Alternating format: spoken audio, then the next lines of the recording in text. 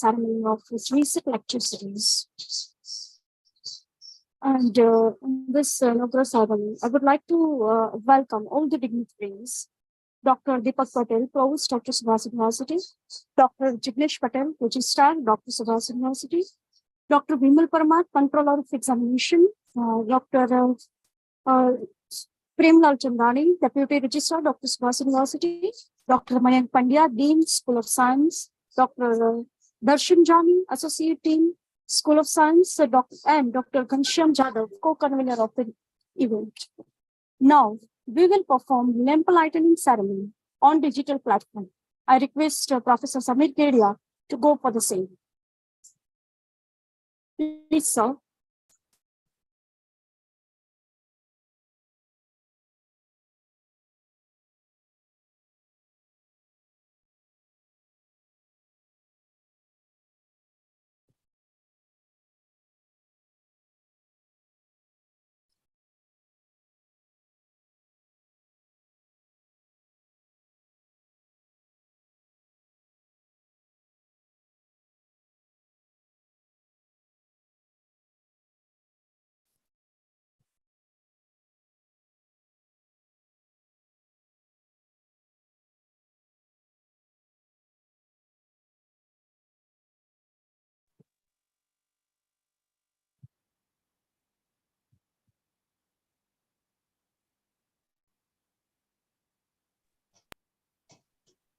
शुभं कुरुत्वं कल्याणं आरोग्यं धनसम्पदः शुभं कुरुत्वं कल्याणं आरोग्यं धनसम्पदः शत्रुबुद्धिविनाशाय दीपज्योतिर्नमोऽस्तुते त्वं कल्याणं आरोग्यं धनसम्पदः कल्याणं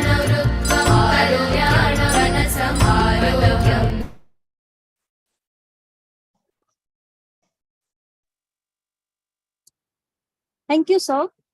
Now I request Dr. 𝗬𝗃 𝗃𝗀 to welcome the guest. Dr. 𝗬𝗃 𝗃𝗀, please, sir, welcome the guest. Yeah, thank you. Am I audible? Yes, sir. Yes. Okay. Yeah, thank you. So, first of all, welcome everyone under the edges of the Dr. Subhash University and on the floor of a School of Science. I first of all welcome and consider the indirect presence of our provost, Dr. D.D. Patel, sir, and our registrar, Dr. J.J. Patel, sir, Deputy Registrar, Dr. Prem, other office bearers of the universities, Associate Dean, Dr. Darshan, and the convener of this event, Dr. Ghanshyam. Thank you to making these things really possible in such a great way. First of all, making things out of the box is always being priority for the university, and the first step for that is to just sensitize the students to go beyond the books. And for this very purpose, this event has been initiated. This is not a one-day event. It is being propagated for a couple of weeks. So to make all this arrangement is a really big task. I also really appreciate the efforts that has been made by the different speakers and the resource person coming from the Marathwada University, coming from the Marwadi University, coming from the Parul University, coming from the Darshan University, and from different domains, from commerce and science, from engineering, from different segment like computer science. All the disciplines have been merged together, and since the competitive exam, and one of the competitive exam that what we have targeted for this webinar series is GSET. Now GSET is having two tasks. Task one is a paper 1 and task 2 is paper 2. So for a paper 1, it is a common for each and every discipline belongs to, either it is a commerce or a science or whatever. So to make it possible, there are various domains inside the paper 1, and we have selected a diverse field resource person so that it will give a flavor of all the spices included in that knowledge think tank, right? So it is being really fortunate for us to become a host of this webinar series. And particularly, I really appreciate all the students. Like I'm really happy that management have crossed the boundaries and the periphery of the university and decided that not only our student, but the student across the region can take the benefit without paying a single penny, right? And if the students are getting a success in their GSET examination, we will feel proud that we have put at least single stone in as a successive stone in the society by doing this effort. Okay, so thank you everyone for doing such a great task. And the student, those who are registers, or the delegates, those who are registered willingly, and the resource person, those who have shown their generosity to join with us and holding our hand for this very purpose. It is a really win-win situation for all, and I hope the kind of activity will be done in future by us in the regular intervals. Okay, so once again, welcome everyone. Let's enjoy with the equal spirit and the equal joy with this online GSET webinar series. Thank you. Over to Dr. Shweta. Thank you, sir. Now I request Dr. 𝗘𝗱𝘂𝗰𝗴, Registrar of Subhash University, to address the audience. Please. Thank you, Dr. Shweta.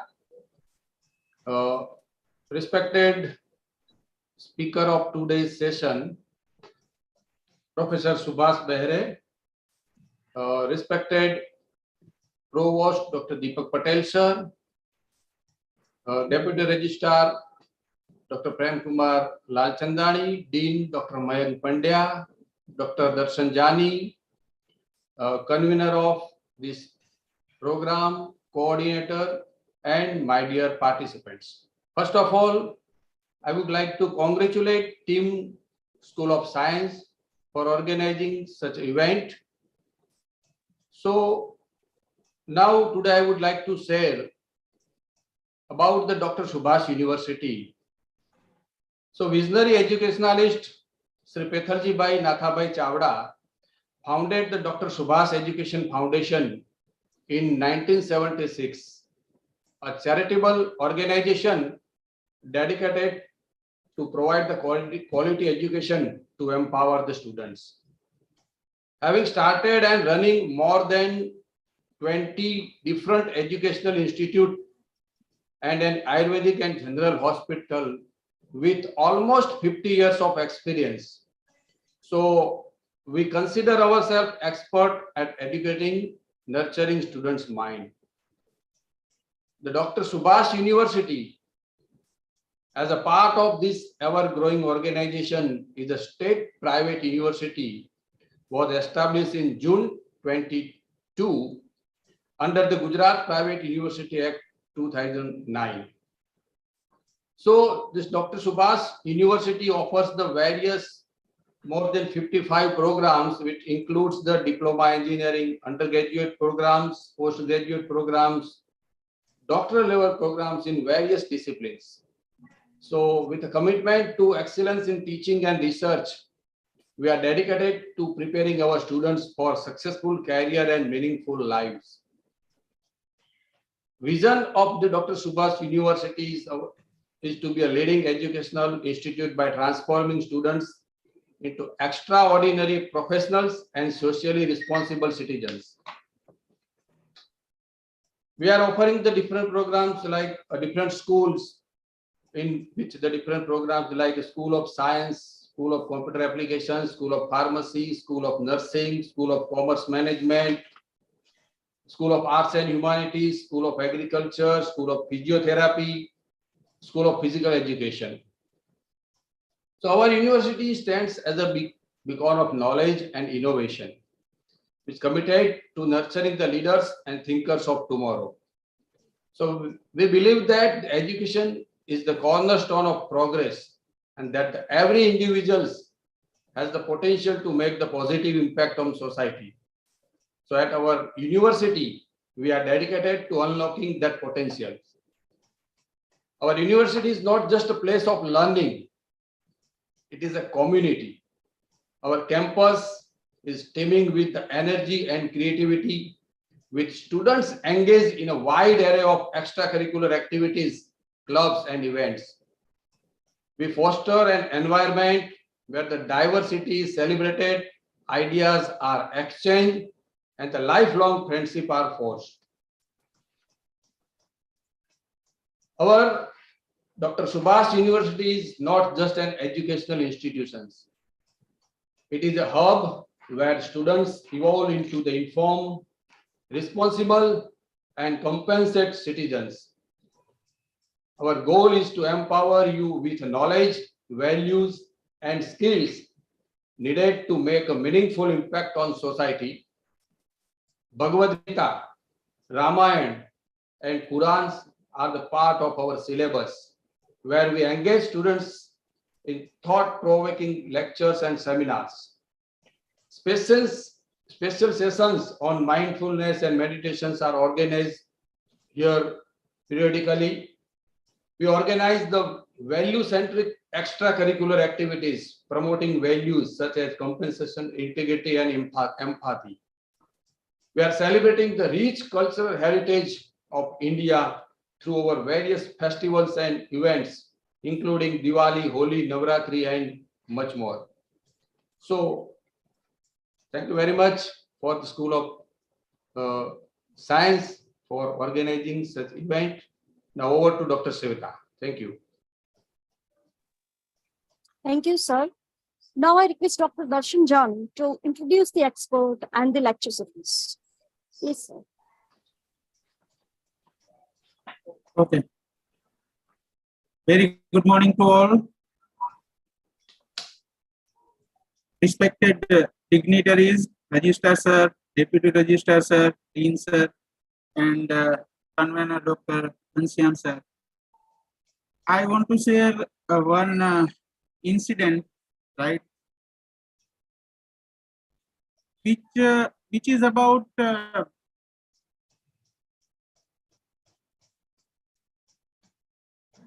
importance of paper 1 in GSET exam, right? So actually मैं બે વખત GSET exam આપેલી છે, right? Paper 1 છે એ GSET paper 1 છે એ common paper હોય છે અને સેકન્ડ પેપર જે છે એ સબ્જેક્ટ ડોમેન સ્પેસિફિક હોય છે, રાઈટ? સો બે વખત બધા કલીગ્સ ને ખબર જ હશે, રાઈટ, કે બે વખત જ્યારે તમે એક્ઝામ આપીને બહાર નીકળો છો તો બધા પોતાના સબ્જેક્ટના જે ફ્રેન્ડ્સ છે એકબીજા સાથે મળી અને ચેક કરતા હોય કોણે કેટલા ક્વેશ્ચન્સ છે એટેમ્પ્ટ કરેલા છે અથવા એમાં કયા પ્રપોઝડ આન્સર આવશે, રાઈટ? તો મેં એવું માર્ક કરેલું છે કે જનરલી જે સબ્જેક્ટ ડોમેનનું પેપર હોય છે, જે સબ્જેક્ટ ડોમેન સ્પેસિફિક પેપર હોય છે, તો એ તો બધા સેમ સબ્જેક્ટના હોય, બધા એક્સપર્ટ હોય એટલે એ તો બધાનું સારું જ ગયું હોય છે, right? So according to my point of view, right, paper 1 is important because the merit is generally based on the mark which are obtained in paper 1, right? So that's why this paper 1 is very important. And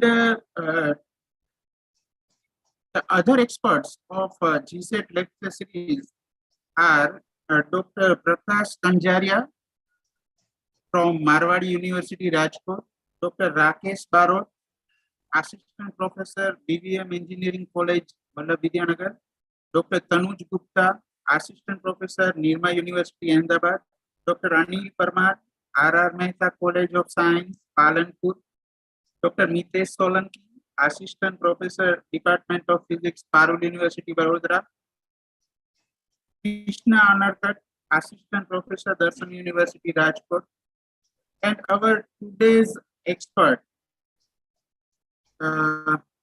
Professor Subhash 𝗘𝗱𝘂𝗰𝗴. So he is retired professor and former head of Department Physics at Dr. Baba Saheb Ambedkar Marathwada University, Aurangabad, Maharashtra, having vast experience of 32 years. Right, so without taking much time, I hand over Dr. Shweta to continue the session. Thank you. Thank you very much. Thank you so much, sir. Now I request Dr. Ghanshyam Jadhav to propose vote of thanks. Dr. Ghanshyam Jadhav. Sorry to interrupt, madam. Subhash sir is with us. So, Yes. Subhash sir, welcome. Good morning, everyone. Yeah. Ghanshyam sir, Subhash sir is here. So, if you want to share something in this inaugural session before your concluding remarks. Yes, sir. Sure, sir. Sir, welcome, Yeah, sir. Hello. Yes, good morning, sir. Am I audible? Yes, yes, sir. You are clearly audible. Yeah. Honorable Registrar, Deputy Registrar, other office bearers, Dean, Convener, Co-Convener, and all the resource persons from different places, and roughly 60 participants, those who have joined. My good morning to you all. So, Jai Somnath, Jai Dwarkadhish, and Jai Swaminarayan. Let us, I never thought that I have to bat today so in the early lecture series, but Ghanshyam told me to deliver a lecture on this because I requested him to give one more lecture. Anyway, this GSET examination is an, so to say, a essential examination for getting the job of the assistant professorship in the university or in the colleges. Naturally, the standard of this examination is supposed to be a little bit high. 2 papers are there. One first paper is general, and unless and until you clear it, I think the second paper will not be checked. I was associated with a couple of years back to our SET examination in Maharashtra, conducted by Pune University. That is called SET, State Eligibility Test. Same pattern, roughly. And for 1 or 2 years, I was also associated with your GSET, which is, I think, controlled by MS University, Baroda. And later, somehow, it was not possible to join. This GSET examination first paper, as told by the earlier speakers, is general. It's common for all. And therefore, there is no question of any specialization. So it tests your all type of other your expertise in the field, understanding, logic, this, that, little bit mathematics and environment, and many other such aspects which is defined in the syllabus. But although syllabus is there, it is just a guideline. What questions will be asked and how it will be taken, we don't know.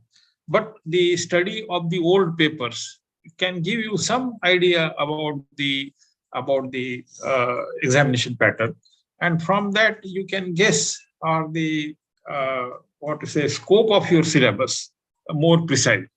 So I request all the participants to be careful about all these old papers, try to solve them, and based on that you decide your direction and orientation of your study.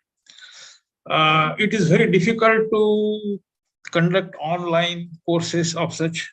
I congratulate Subhash University, although it is established only in June 22, just within 1 year, you are holding this type of online examination, online training program for the GSET course. It's a really worth appreciation.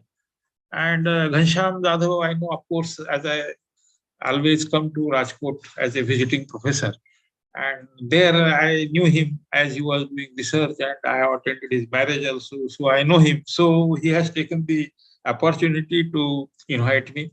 And I'm glad that although I am retired, after 10 years after retirement, I keep alive myself by keeping contact with the students, and I enjoy teaching. So it's a wonderful thing. And all your office bearers are very cooperative, it seems, and they are without charging any fees. That is a very great thing. The Subhash University is organizing this program, and it is all a wonderful thing. And Ghanshyam Jadhav and his team and convener, all Jani sir, I actually appreciate your efforts. and surely it will be successful. But although it is a very, say, compact course, because within such a short time, it is very difficult to cover entire syllabus. But whatever lectures will be given, they will give you at least some guideline about how the questions to be answered and some information about the different topics. So with all this, I appreciate your efforts, and all participants, I wish a very bright future. They should wholeheartedly try for this examination, get success. And your success is the success of this Subhash University, that much I can say. So with this brief introduction, I think it is sufficient. I will not talk much because I have to deliver a talk. So with this, again, I thank you all the office bearers, and the registrar, deputy registrar, dean, controller of examination, FAO, the convener of this program, co-convener, and his group, his team. So thank you very much. Dhanyavad. Back to your convener.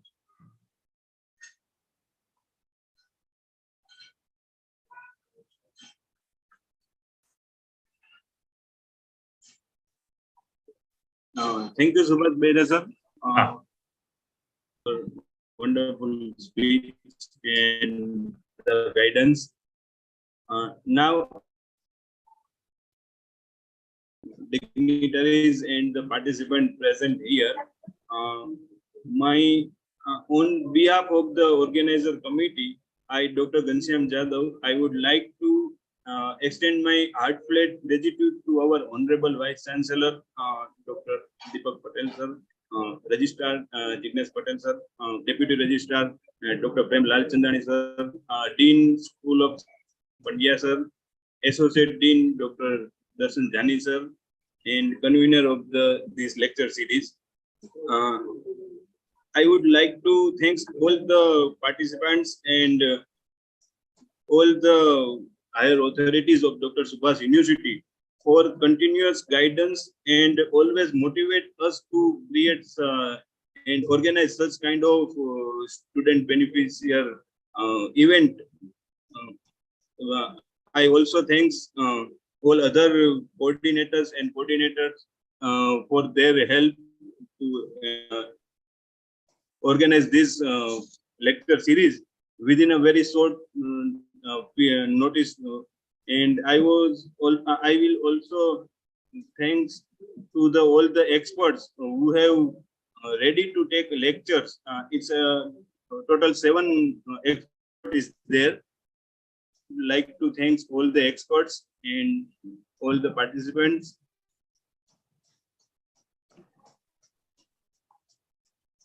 Thank you very much. Within a 5 minutes, we will start our first lecture, Dr. Subhash. So, and thank you.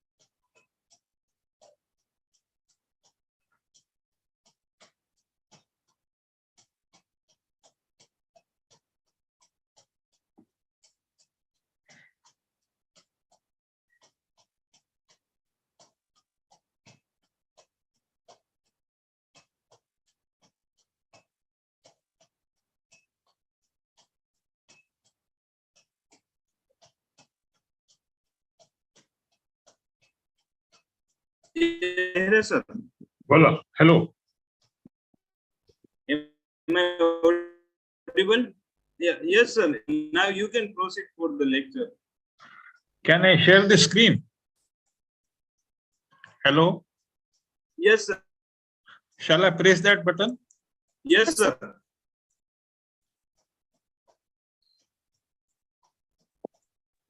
Yes, sir, you can start.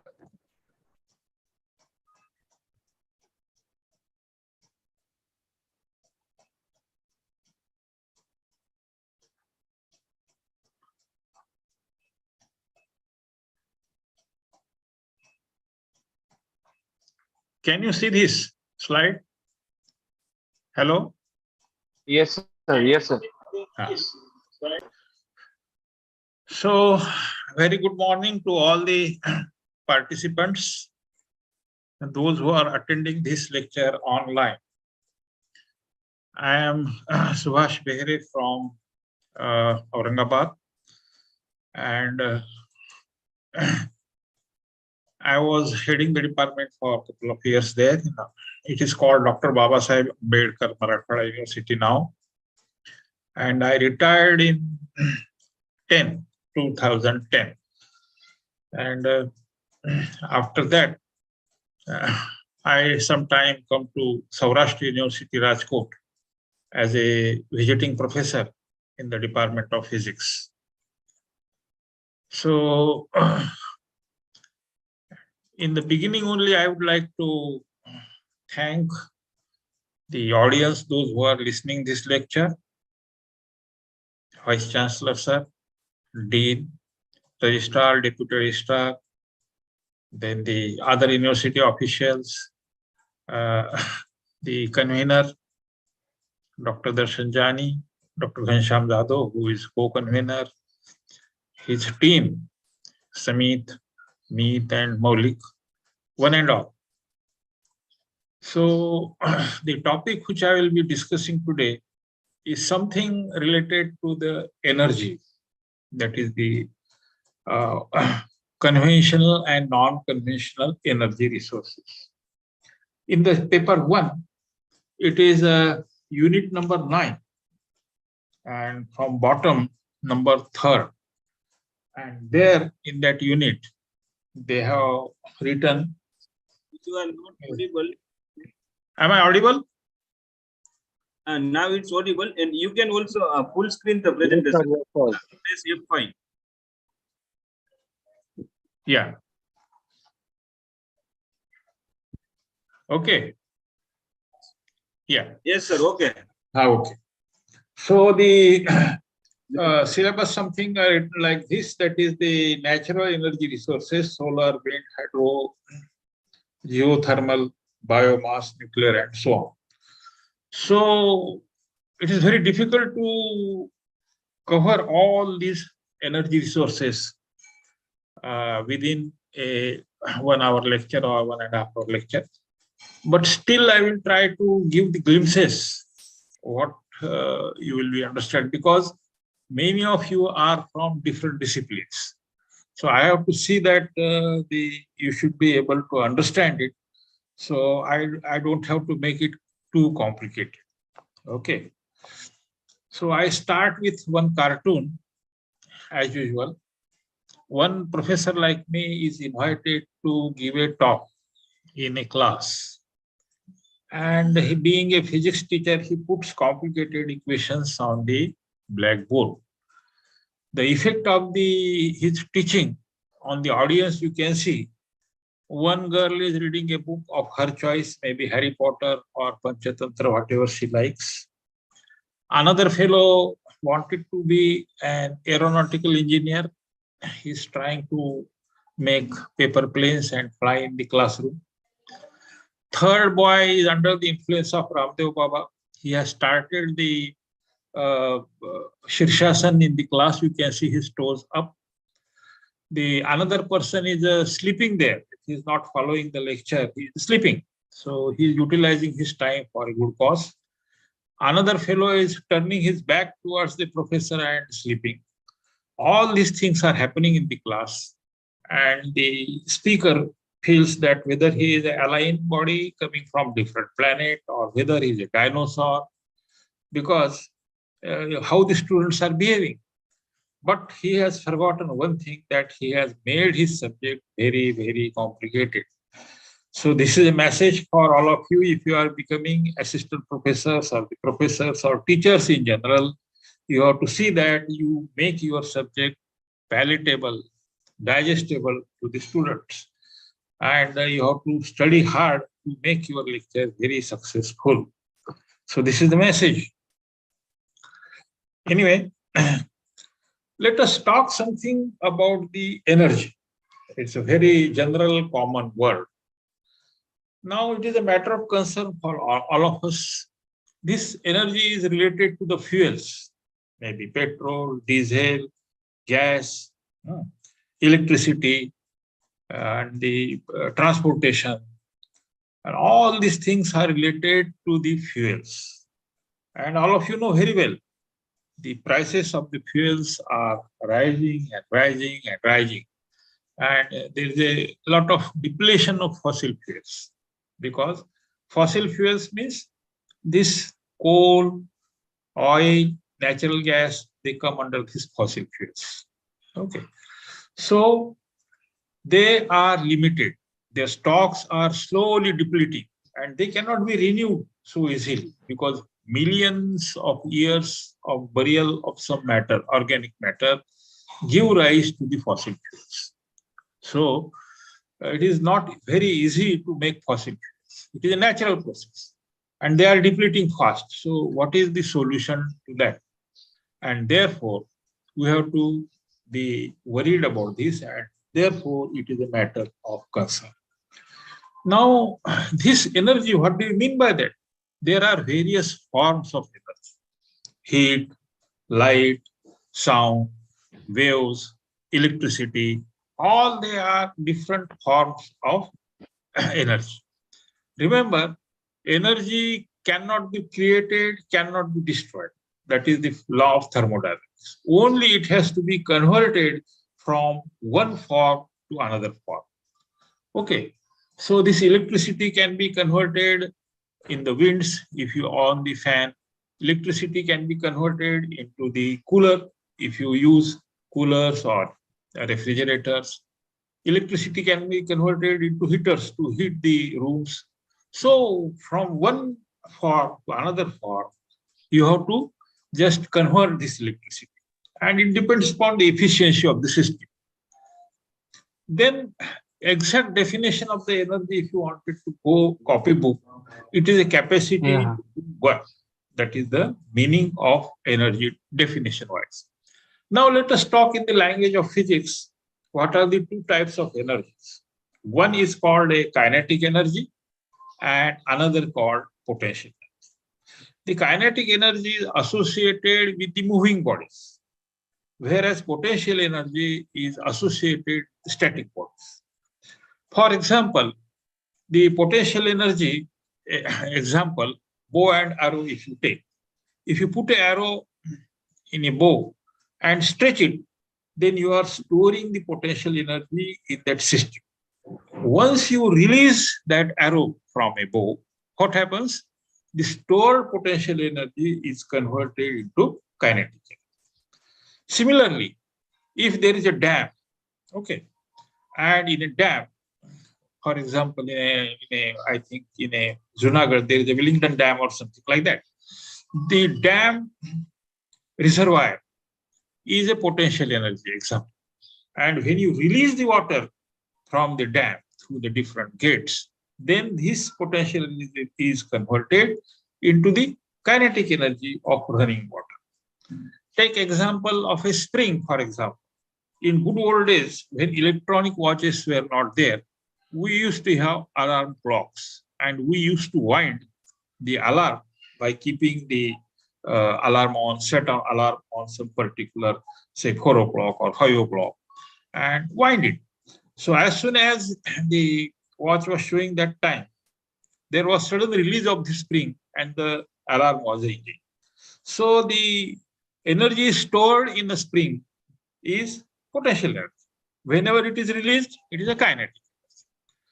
Now these are the examples of the potential energy. Another example I can give is stone.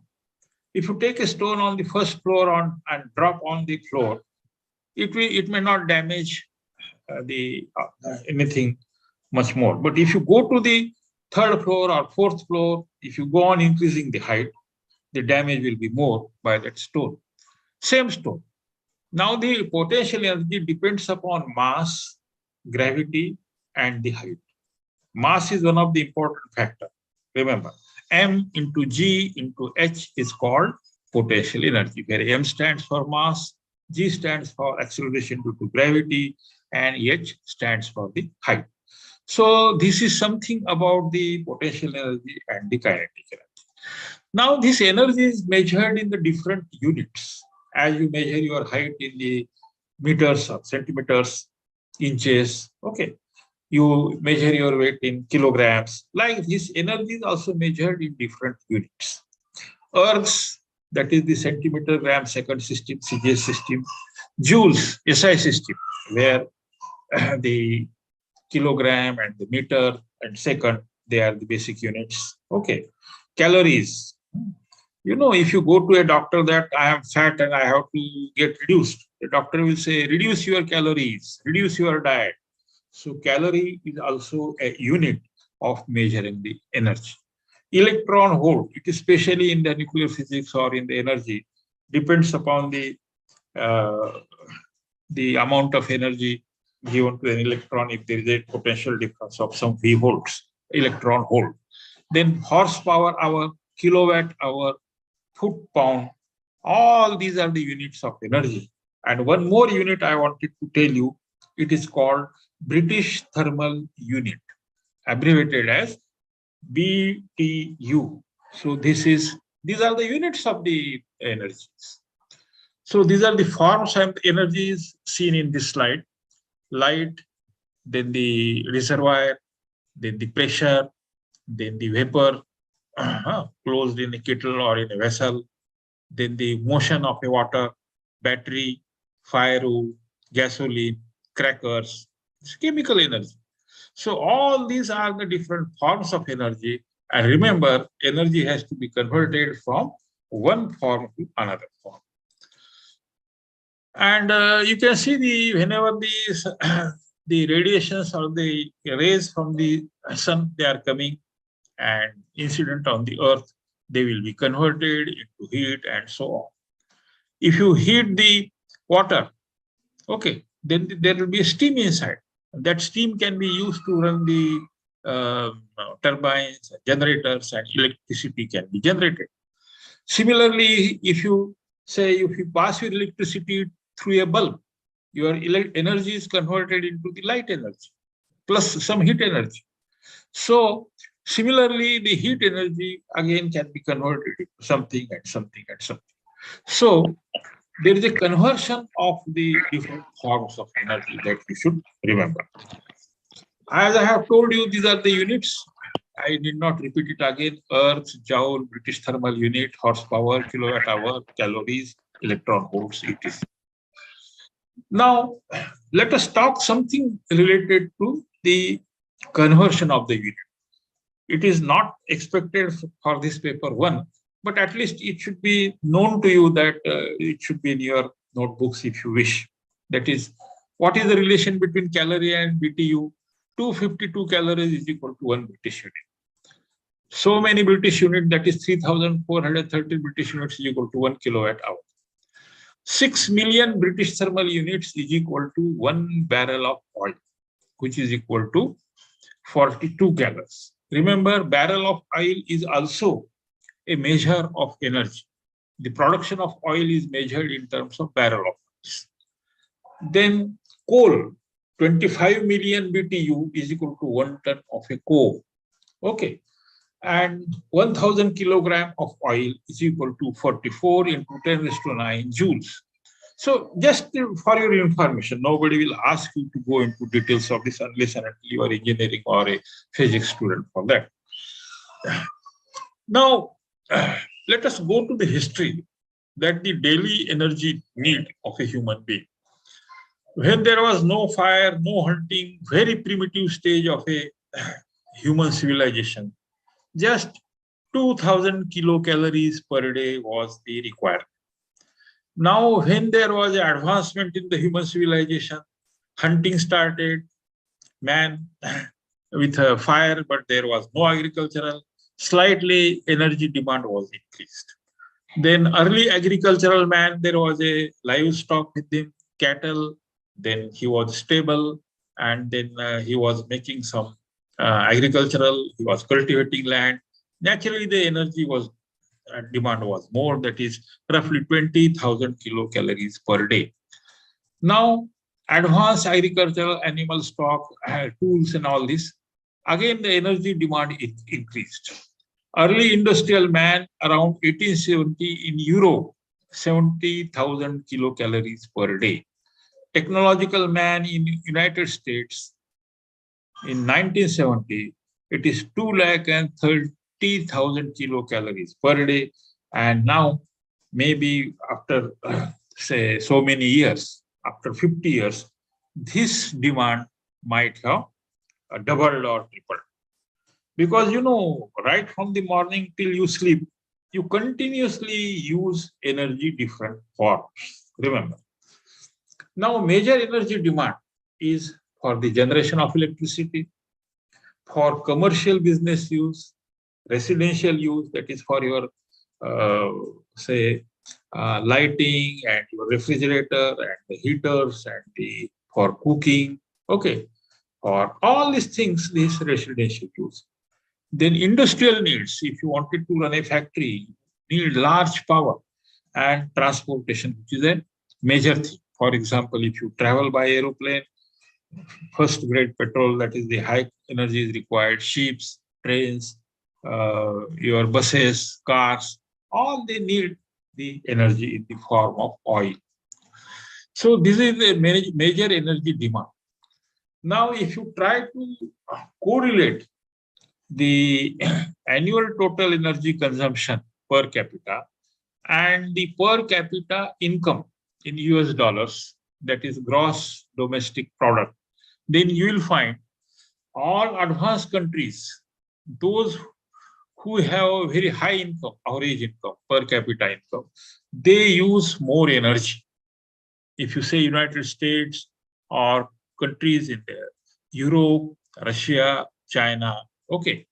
But the countries which are poor, for example, Afghanistan and Sierra Leone, Zimbabwe, Sudan, okay, they are poorer because their per capita income, that is GDP, is less. Their energy consumption is also less. So there is a perfect correlation found in this graph that if you have your income more, you consume more energy. That is the meaning of this graphic. The same graph roughly by another thing. You can see that United States, Canada, Japan, Germany, France, they are the economies, developing economies. China, India, okay, Brazil. You will find the world's 15 largest economies shown with the red dots. Per capita oil consumption, barrel, how many barrels per year, and per capita income the same. If the per capita income is more, they consume more oil, maybe for transportation or maybe for any other use. But if the income is less, okay, per capita income is less, the per capita oil consumption is also less. For example, India is at the bottom. Okay.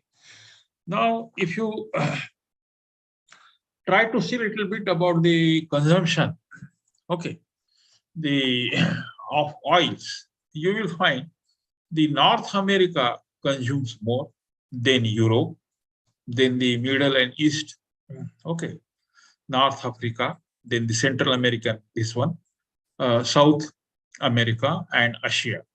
So you can see the difference of the consumption, okay, kilograms of oil equivalent. We'll not go into details of that. But remember, if you find the gross domestic product per capita electricity consumption, and here it is only especially for the electricity, if you consider, here you will find China and India, they have per capita is very less and their consumption is also less. But if you project this graph, up to 2050, you need more electricity. Okay, the average GDP income will be also increased, and naturally, you will require much more electricity. There is a branch in the science called futurology. they study from the previous growth pattern that what will be the demand of energy, say after 20 years or 25 years. And from that, you have to prepare your science and technology and industry to gear up and to get the proper demand, to meet the proper demand of the energy. Now, here you will find the how much energy comes out. Okay, if you talk about the nuclear and other renewable energy, if you consider in India, this 41% comes from coal, solid biomass and waste 23%, nuclear and other renewable energy just 5%, petroleum 23%, natural gas 8%. What do you mean by that? This is, I think, some 10 years old, may not be much changed by this time. Much of the energy comes from the consumption of coal. Then comes solid biomass, burning of a wood or so. Then comes petroleum and natural gas, and nuclear energy is just 5%. So if you wanted to become free from the coal and solid biomass waste and petroleum, you have to see that the use of solid biomass waste, natural gas, and nuclear energy is to be enhanced. Now, let us talk something about the categorically about oil, coal, and gas. Now, American agencies, their energy information analysis, that is the wing the American government has, they keep watch on all the activities of different countries in the world. India is also the 4th largest consumer of oil, that is the crude oil we import and then refine it, and we'll get different products from the refinery. And petroleum products after United States, China, and Japan. US is top, China second, and Japan. Over last decades, India's oil consumption has grown much more than what is produced, and hence it has to rely heavily on oil imports. Because we don't have much oil with us and we consume more. Naturally, we have to import. India is also 4th largest importer of oil and petroleum products. In 1990, 40% of the oil demand was met via imports. But in last 2 decades, the import percentage has gone over 70%. And therefore, much of the oil is imported from Saudi Arabia, UAE, Kuwait, Iraq, etc. While Americans account for 18% crude oil. Here is the graphic for that. See that the oil production is not increasing. The lower graph, okay, even if you see from last 10 years, the production is not being increased. Okay, there are various difficulties because the places where from oil can be extracted, they are less. Okay, they are not in abundant quantity. So we have to explore and find out from where we can get the oil, and then it is an expensive process to get the oil. So the what you call production has not increased, but our consumption, it is increasing. Okay, so the consumption is increasing, production is almost stable, and therefore the gap is increasing, and you have to spend large amount of your foreign exchange to import the fuel, crude oil. Now, top 10 countries, okay, where they consume, okay, the maximum consumption, okay, is of the oil is of United States, then China, Japan, and 4th comes India. So remember, our population is also increasing, consumption is also increasing, but we have less stock of crude oil. So we have to find out the alternative. Okay. Now, Indian crude oil imports, if you just see, we don't import the oil from only one country. We import from various countries like Africa, then the Saudi Arabia, Iraq, Kuwait, Iran, UAE, Okay, other Middle East countries and so on. This is just a graphic I have given you. Now here comes the very important graphic, that the sky color shows the production of the oil and the brown color shows the consumption. If the production is more, consumption is less, your economy is very strong. You get a lot of money by exporting because your consumption is less. So you have surplus oil stock, you can export. If you talk about the countries here, you will find many countries like Saudi Arabia, Iran, Russia, Mexico, Norway, Venezuela.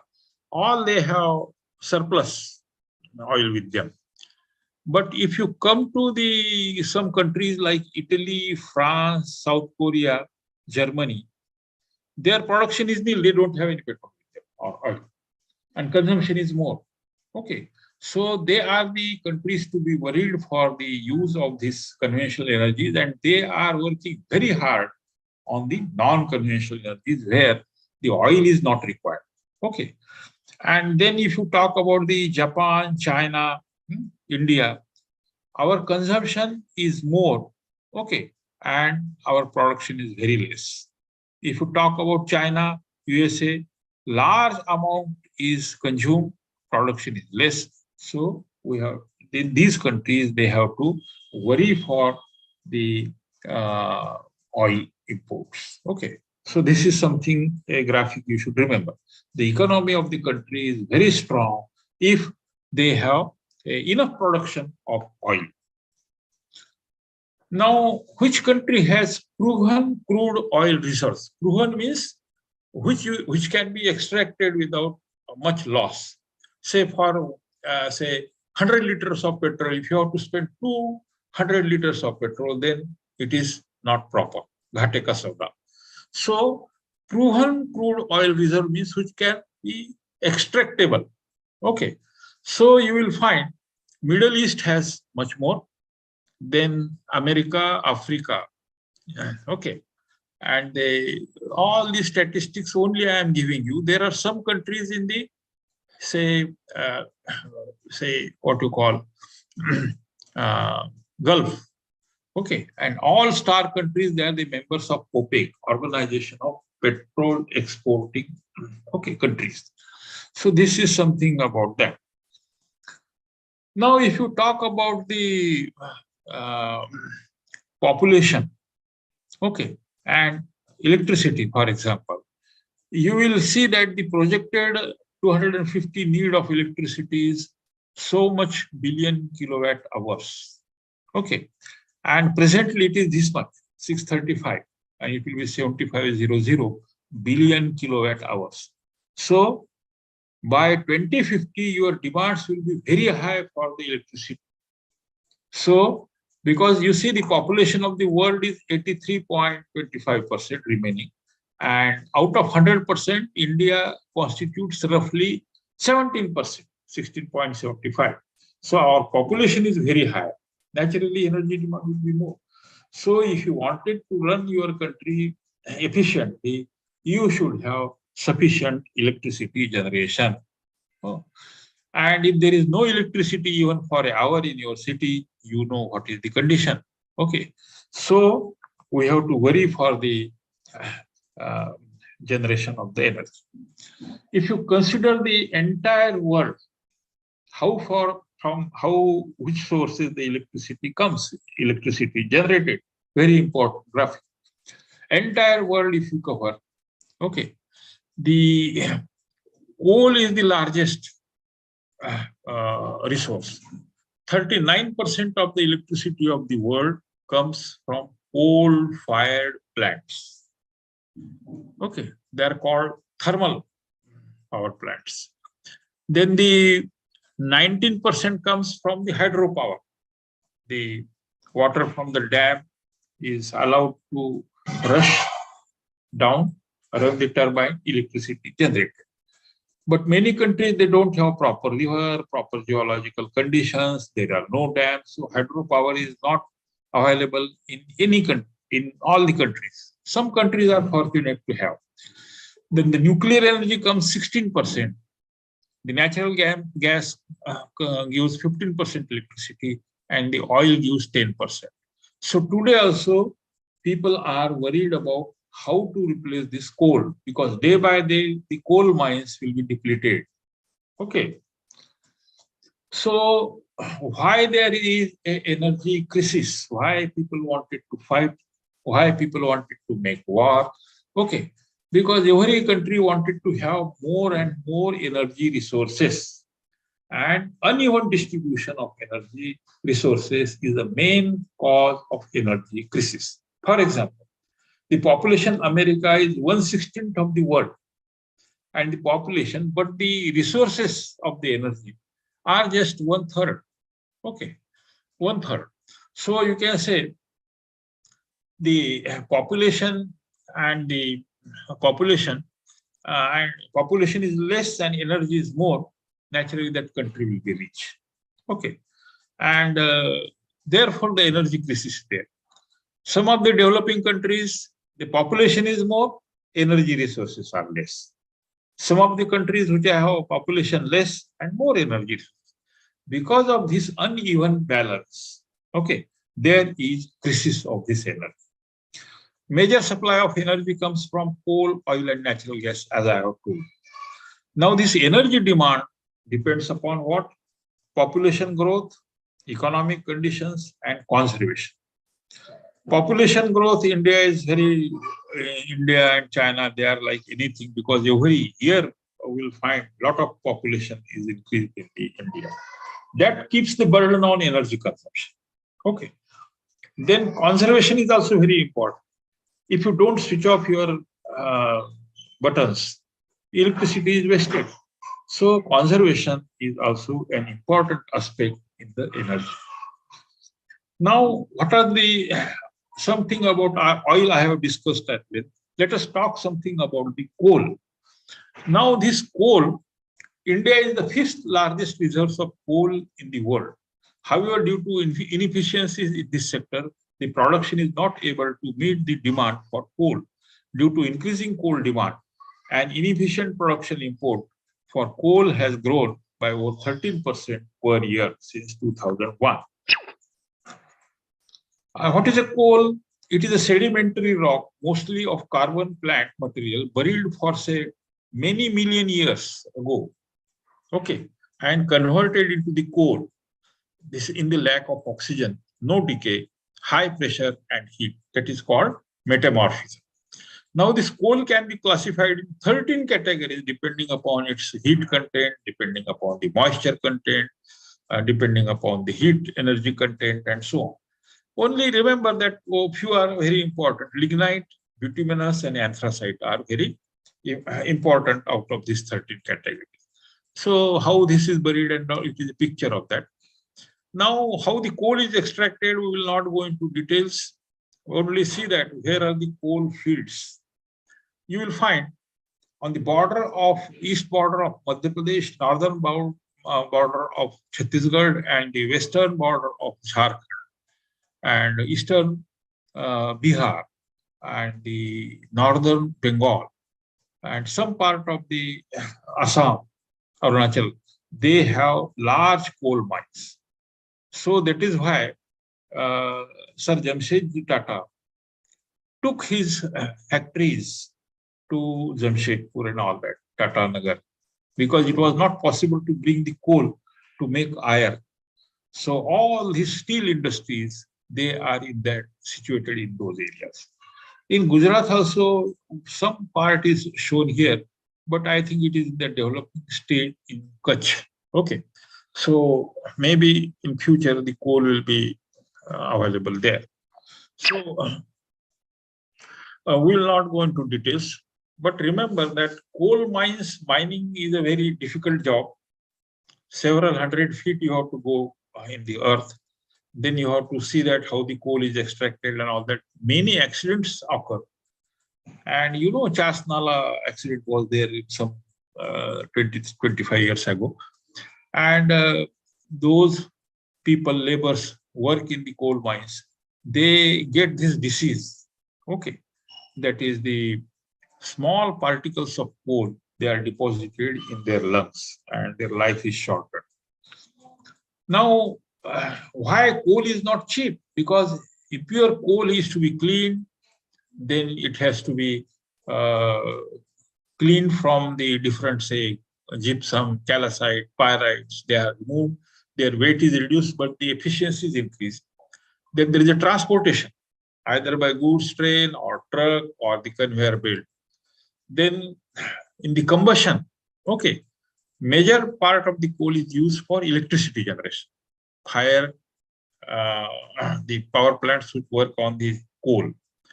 And a lot of heat and the particulate matter is sent in the atmosphere. Some noxious emissions like SOx, NOx, COx, they are liberated and they cause pollution. And the waste disposal of these fire plants, they are fly ash and the bottom ash. This fly ash is now used for making bricks. They mix in the cement and they make bricks. And therefore, coal industry has pros and cons. Top 10 countries where the coal is there, you can find. Okay. So you can find United States, Russia, China, India. So we stand roughly fourth in the coal productions. Okay. And along with the petrol, we also get one more energy resource called natural gas. You know, oil, coal, and natural gas. So this natural gas is also comes with the petrol. So you have to tap properly to get these resources. Methane and other hydrocarbons, ideal fuel, burned in the homes, cooking, etc. It comes along with the petroleum. Now, whenever petroleum is extracted, you have offshore project or onshore project. And if it is a onshore project, means it is in the territory of some land, you have to put a lot of brine, that is the salt solution inside. And then therefore that causes a pollution again. If it is in the ocean, again you have to be careful by bringing this from the ocean to the land. So the crude oil is to be refined, and then you get various products, coal tar distillation you can call, and you can get good gasoline for the aeroplane, the other petroleum and the kerosene, tar, diesel, lubricating oils. Okay. So petroleum industry is a great industry. Once you get a lot of petrol, you can have many side products of it. And this natural gas, okay, is very important for cooking and all that, for household things. It reduces the use of the firewood, it reduces the use of kerosene, and therefore a lot of other things can be saved of the biomass if you use gas. But then this gas production also has to be increased. Okay. So you have to be very careful in using this gas also. After a couple of years, likely that people will not ask for gold or money. They will ask for the petrol. Okay. Now, this petroleum also causes a pollution. I will not go into details of that. The whatever you say, a big ship, okay, or a barge or a cargo ship, you have to send from where you have to get the crude oil. And then once you fill up the crude oil, that ship comes towards your country. Now, whenever it is emptied here, again, because of the empty things will not be possible, you have to put oil in that, water in that. That water is again vacated in the ocean. So that causes a pollution, one thing. Secondly, by chance, if there is any accident, okay, to such a ship, what happens? All the crude will be spread on the ocean. And if it approaches to your coastline, the complete ecosystem is in danger. So we have to avoid the accidents of the tankers carrying this crude oil. That is about that. We will not go into details of that. And now you have to worry for the different deposit, what you call, three types of things are there: measured reserve, indicated reserves, and inferred reserves. Measured reserve means exactly you know the location, where is the coal mine or the oil field, and how much coal is there or oil is there. by geological studies. So this is a most important for extraction. Indicated reserve means which are thought to be exist based on geological sampling, and inferred means it is a guesswork, okay, based on the general knowledge and the geological fields. So measured reserves are very important. So people have calculated the measured reserves, how much is recoverable, because sometimes the lot of coal is there, but to take out that coal is very expensive. So whatever coal you can get it by without losing much energy in that cost benefit ratio, then that is called recoverable risk. Okay. Same for petroleum, natural gas, uranium. Uranium is for the nuclear fuel. Now, top 10 countries where you can see that how the oil and all this is used. You can see the Russia is having maximum natural gas and oil. Okay. So these are again some graphics. I will not go into details set. So all in all, energy is not cheap. Besides economic price, okay, society has to pay for health, environmental destruction. Levels differs from coal to oil. Each stage in coal or oil processing can cause damage to environment. So energy is not cheap, that you have to remember. Now come to another energy resource. We have discussed now coal, oil, and natural gas. Now let us come to the hydropower.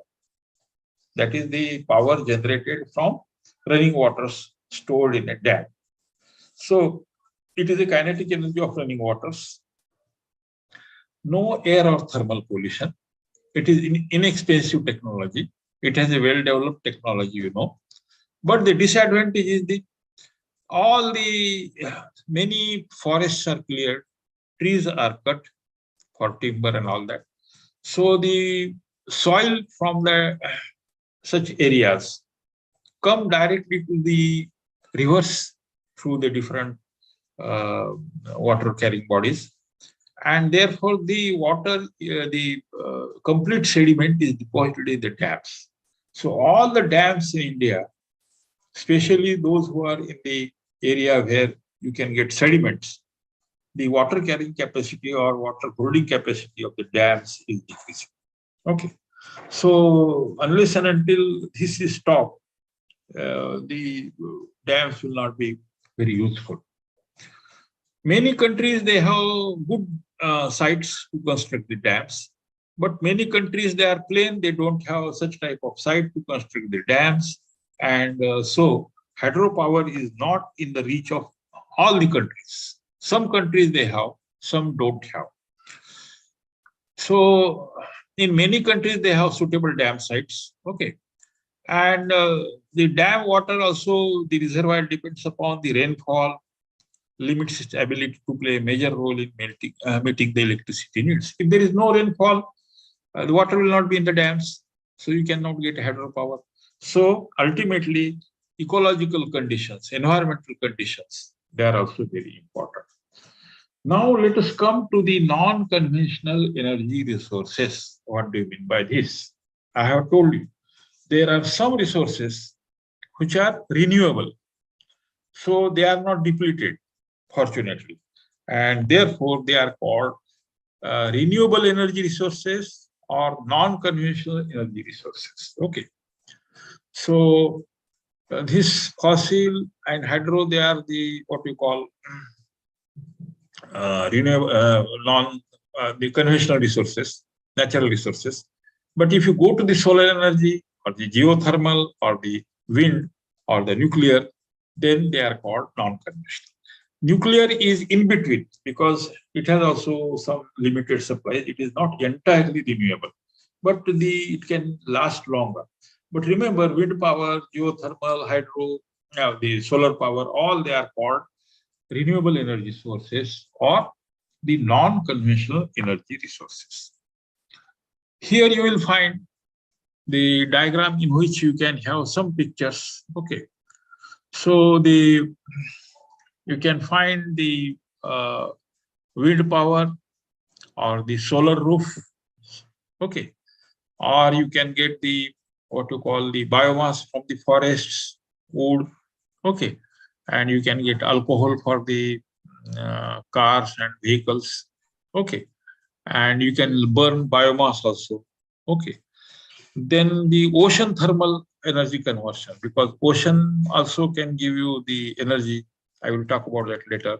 Then geothermal, lot of heat is there inside the earth, okay, and tides. And if you go to seashore, you'll find the tides. If you tap the tidal power, you can get some electricity of that. Of course, it is very costly. And all these are called the energy resources. Then these the non-conventional energy resources. Now the solar energy we'll discuss first. Solar energy, sun is the life giver, and therefore whatever light is coming from sun can be converted into electricity or in the heat. So only conversion cost. Okay. Solar systems can be mounted on the rooftops, no pollution, no solid waste disposal, nothing like that.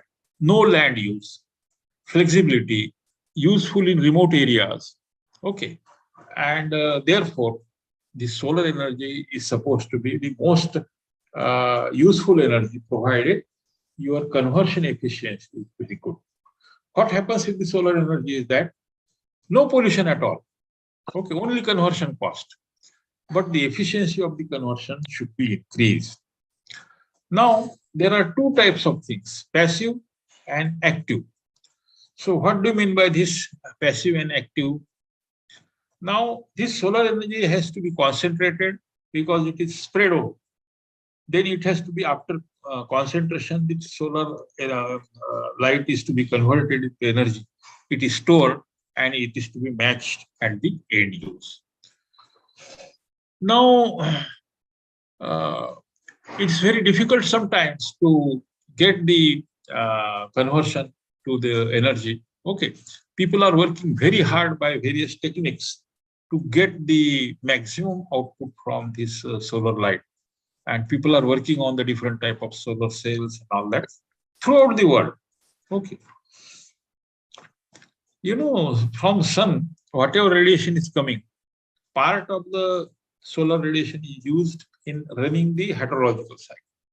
Earth is the only planet in the solar system where there is a hydrological cycle, that the water bodies heat up, the vapors go up, condense, form clouds, and again in the form of rain, it comes to the earth.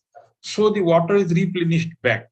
So this hydrological cycle is a very important aspect in the planetary system, in the solar system.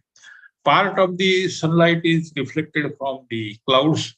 Part of the sunlight is reflected from the surface of the earth. And part of the sunlight is absorbed by the plants to make chlorophyll. Okay, so the energy is trapped in the plants. So you have to see that how the solar energy is to be used. Now, what do you mean by passive? Passive sources means what happens? The moving part is sun, and your rooftop is just in only one direction, fixed with the solar cells. So whatever light falls depends upon the solar light or the sun rays falling on that. And sun is only traveling, so you have to see the proper direction. You cannot change your roof as per the direction of the sun. So this is called a passive system. Okay. Now, active solar system is what? By chance, if you change your roof as per your sun travels, okay, so that the solar radiation comes 90 degrees to your panel, then it is called an active solar system. It's very difficult to make this, and therefore tracking of the sun and receiving the radiation 90%, 100% is very difficult task. So there are two types of systems. Now there is another branch of physics or engineering where you can say photovoltaics, that is the solar system. Thin wafers of some material, okay, and they convert this sunlight directly into the photocurrent. Okay, it is a feeble, very weak, But sometimes for home appliances, it is okay. Now there is a lot of increase in this, and everywhere people are using solar panels. Even in the houses, household things, instead of your roofs, if you have a solar panel, you can satisfy your needs, home needs, with the help of the solar energy. Even in the agricultural land, you will find a well and there is a small solar panel, so that with the solar panel, a motor pumps out the water and the land can be irrigated. So there are now various uses and a lot of developments in the use of solar energy. Now, people are working on various aspects and how the solar energy can be tapped. Now people are using the floating, so to say, farms to grow food with the help of solar radiation. On the sea, this floating farm is there near the city, and people are trying to generate so many things. So we'll not go into details of that. Every year in the Australia, they hold the competition of the vehicles which run on the solar panel. You will find on the road, there is a one small electric car running, but the generation of the power is done with the help of a solar panel. Okay. Now, this is that car where they are using a large amount of solar. Now, slowly, the area of the panel will be reduced because of efficiency of the system. And there is another technique by which you can use the solar ponds, the brine solution, that is the salt, that is the dense salt solution is there, and then after that ordinary water. This create a energy difference. So energy is stored in this, and you can get the solar energy with solar ponds.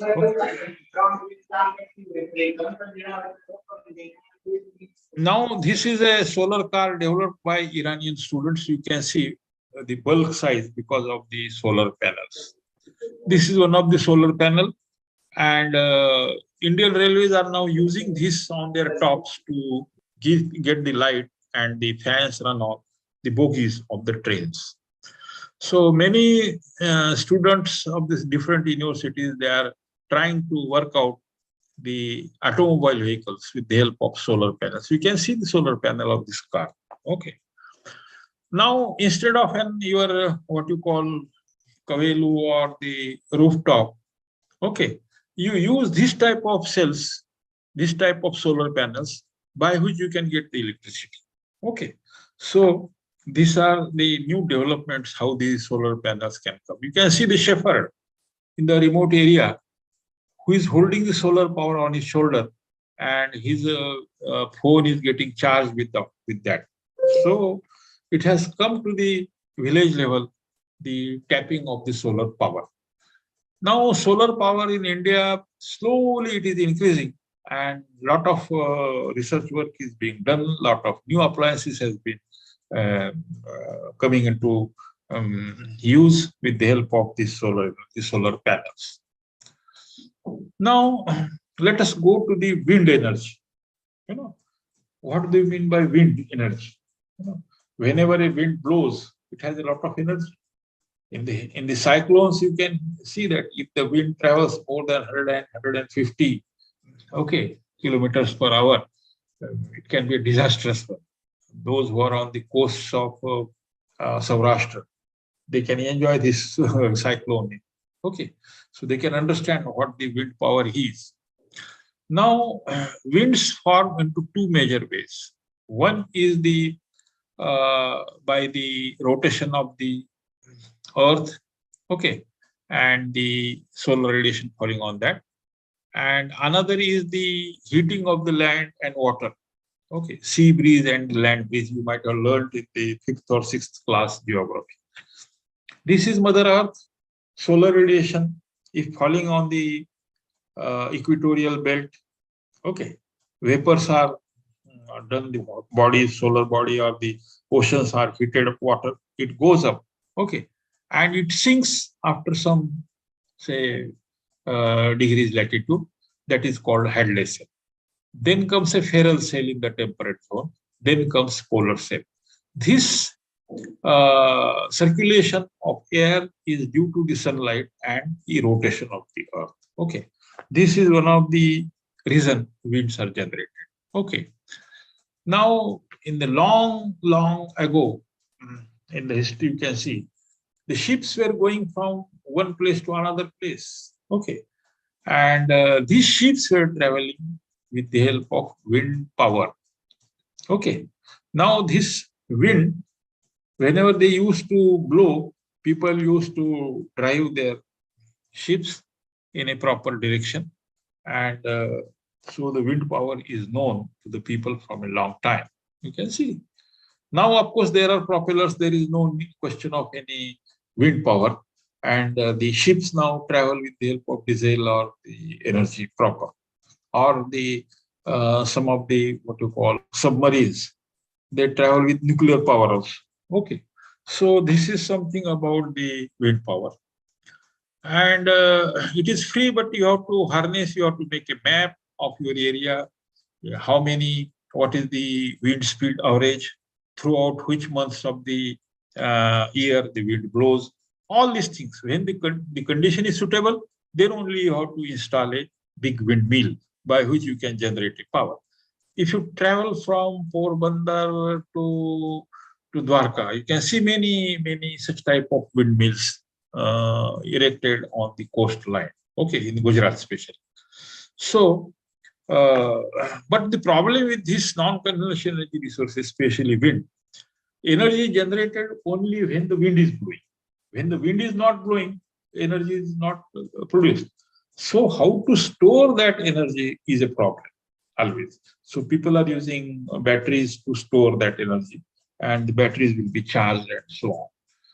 So these are different windmills, sometimes vertical type, sometimes like this, and depending upon the size of the windmill, okay, the amount of this is generated. Sometimes wind farms are there, not a single windmill, but a group of windmills. Okay, this is vertical S type of things. So this is, see how large it is. See the person standing on that platform and the size of the fins. Okay, so this is the wind farm. So the power is integrated from so many windmills, and the sizable power is generated. Okay. Sometimes a country like Denmark, they have wind farms on the ocean, and you can get the wind farms. You can see how big fin it is there, and it is produced in Maharashtra, Satara. It is traveled and taken to different parts of the country. Okay. So these are the big windmills. Okay. So there are some sites where from the power is generated from the winds. Now there are a lot of things to be studied on this wind proper. Now you have to make a wind map and then find out whether it is feasible, cost-benefit ratio is acceptable. Okay. And if you travel to Kanyakumari also, you will find a lot of windmills on the plains. Okay. Western Ghat of Maharashtra also you will have some windmills. Okay. So this is something about the winds. Now let us come to the biomass energy. This biomass energy is nothing but a wood, so to say. Okay. Now biomass is produced by photosynthesis. It is the form of indirect solar energy. It is a combustion of a wood or burning of a municipal garbage or synthetic fuels from biomass and some other native, some strategies. Okay. Now this people are trying to use municipal garbage for making this energy, especially in the Germany, Munich. Some 12% of its electricity comes from this garbage. But okay, we are not so much advanced so far, but people are thinking in these lines that how biomass energy can be produced. And in the absence of oxygen, if you make a distillation, you'll get alcohol from that. Alcohol also can be an energy resource. Now, this biogas plants is also an example of a non-conventional energy resource. Now, let us say biogas is from the cow dung. Okay. If the cattle farm is there, you have a lot of cattle with you, then the cow dung which is produced, can run a biogas plant. And from this biogas plant, you can get a gas for the cooking. You can also get a small generator run and you can get tube lights on. But biogas is a very good complete energy system. Unfortunately, the cattle are getting less and less in India. This is the biogas plant. Here the slurry is put, okay, where the mixture of the cow dung and water is there. After digestion, you will get, there is a pressure in wall there, and you can get a methane. This biogas is specially containing methane, okay. And the slurry which comes out of that can be used as a manure to the land, agricultural land. So nothing goes waste. From cow dung, you can go to get the energy plus the manure for the agriculture. So this is completely a closed energy circle, okay. And therefore, biogas plants also should be given due consideration. Now, modern, say, things are required. The cattle is there, automatically the water is allowed to go. So the cow dung will be washed, it will be collected, then it will be sent to the plant, the gas will be generated. Okay, that slurry will go to, or the water will go to the agricultural land, and the gas will run the small generator, and you can also get a gas for cooking. So in this way, it can be a foolproof system. Now there is another resource that is called a tidal power. Okay, if you go to ocean, okay, you will find tides, waves. These waves can rock the mechanism for in one direction to get the what you call energy, and only the site should be suitable. Only there are few sites in the world from where the tidal energy is tapped. Unfortunately, we don't have many more such sites, and the future for the tidal energy is limited to only text. But you know, the tidal power can be the use of this source. Now there is one more energy resource called the non-conventional energy resource, that is the ocean thermal energy conversion, OTEC. This OTEC is very important. The temperature difference between the water at different depths in the ocean is exploited for the energy production. The upper layer is very cool. Okay, the surface water is slightly warm, and below some 3,000 feet or so, it is very cool. So cooler water is pumped up to condense the ammonia vapors created by heating ammonia by the warm water, and the ammonia vaporization drives the turbine. That is the simple technique from the OTEC. And people are trying to work on this in Hawaii, the Pacific. 50 kilowatt experimental power plant they have erected, and you can get the energy due to the temperature difference between the upper layer of the ocean and the water which is at the depth of some 2,000 to 3,000 feet, which is cooler one. So the temperature difference is utilized to get the energy. Okay. Now, one more source that is called geothermal energy. You know, Mother Earth, sometimes you'll get a volcano, Jwalamukhi, and lot of hot magma, some gas, dust, fumes, they come. So it does mean the mantle and is very hot, and it amounts the lot of heat energy. That is called a magma. Okay. Now these hydrothermal conversion zones are there, geopressurized zones and hot rock zones. What happens whenever a water comes in the touch of this magma, which is very hot, water gets heated up. And whenever this water gets an outlet, the hot water comes out. So there are only few such places where the hot water is coming up, and they are called geysers. In India also you can get hot water springs. If you go to northern India, Manikar, okay, near Bhuntar, or between Shimla and Manali, okay, there is a place called Manikar. There is a hot water, and the Gurudwara people, they cook their rice in this hot water. So once such hot water is source is tapped, you have to get that fume or the vapor and convert it to electricity. But there are problems again. It contains a lot of sulfur, so the pipes are corroded. If you use plastic pipes, okay.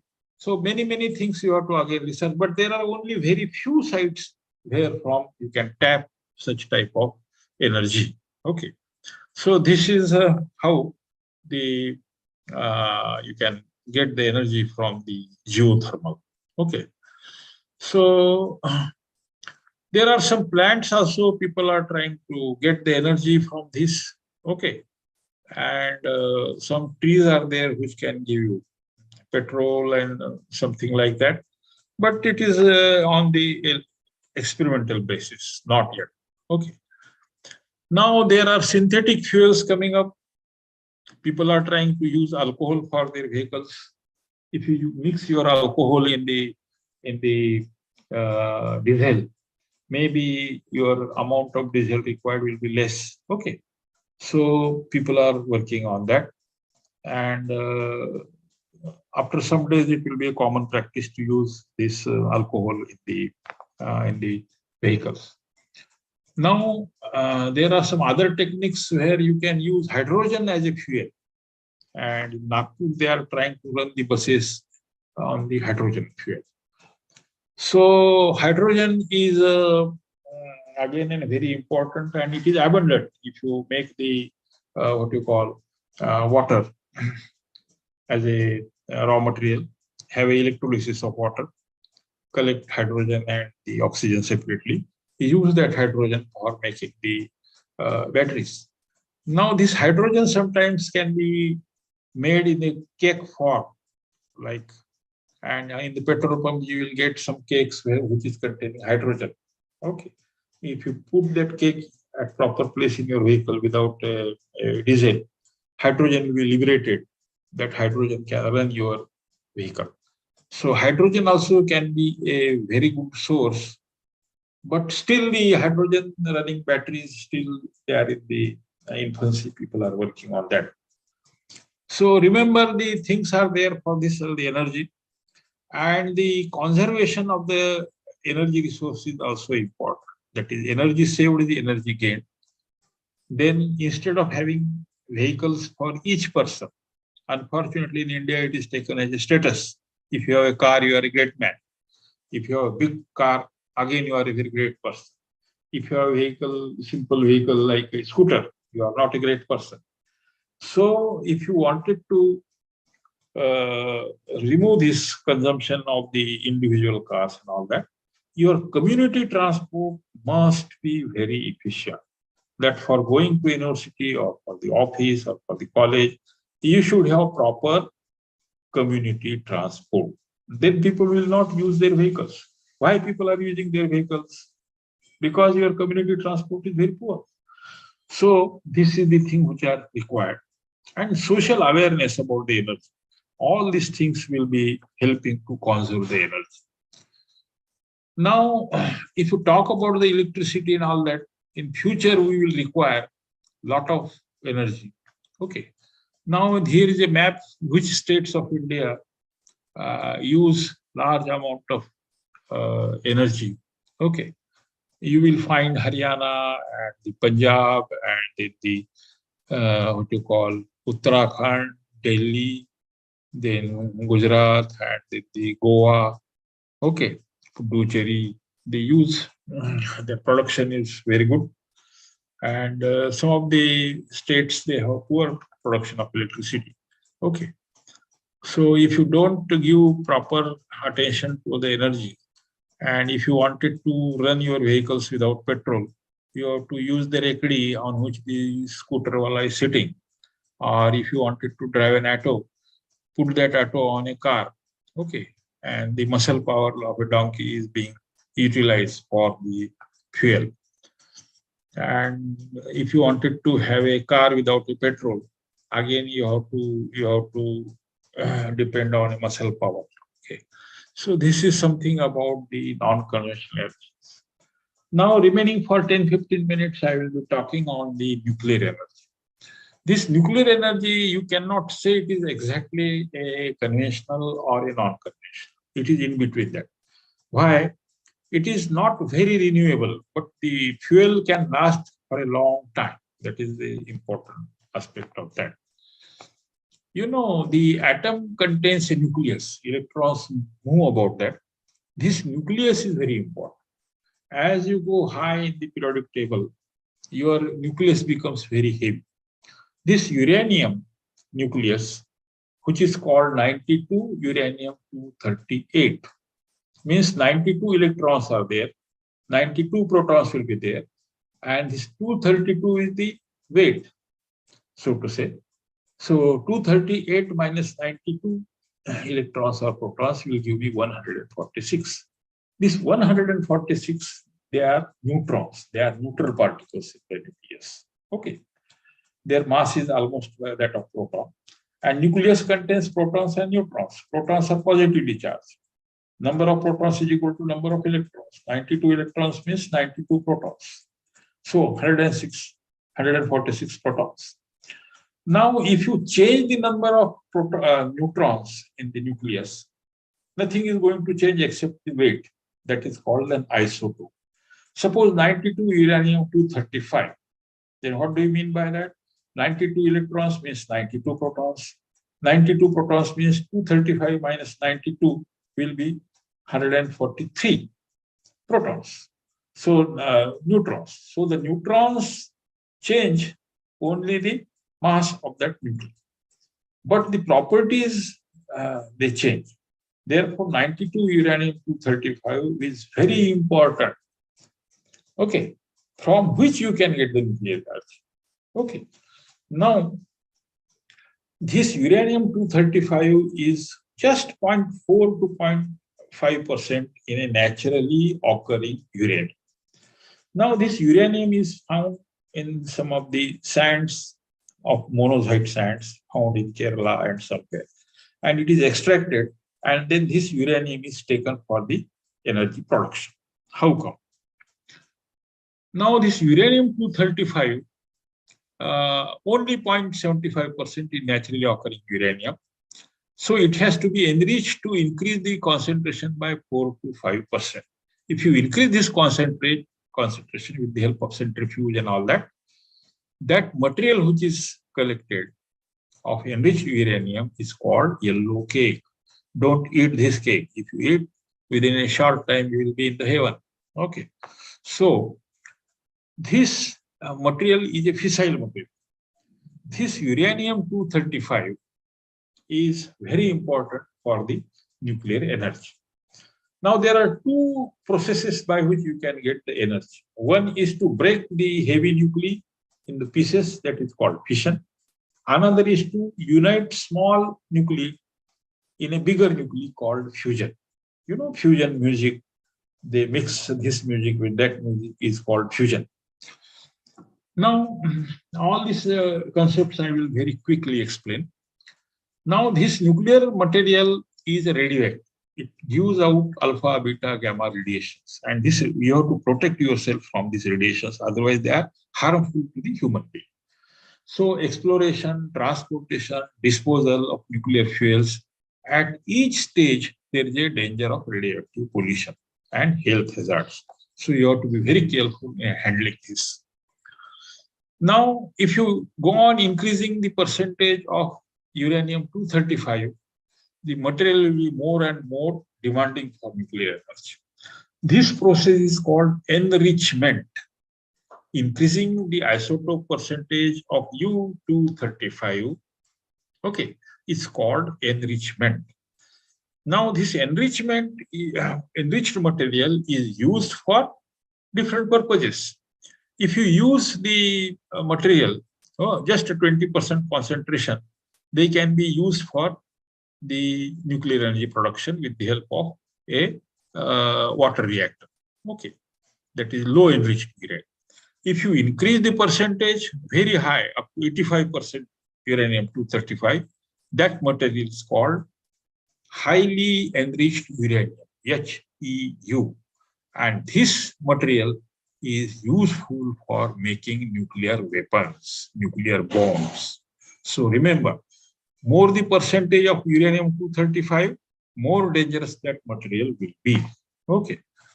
Now come here to understand what is the fission process. That is, one bigger nucleus is split up into two halves plus some neutrons coming out.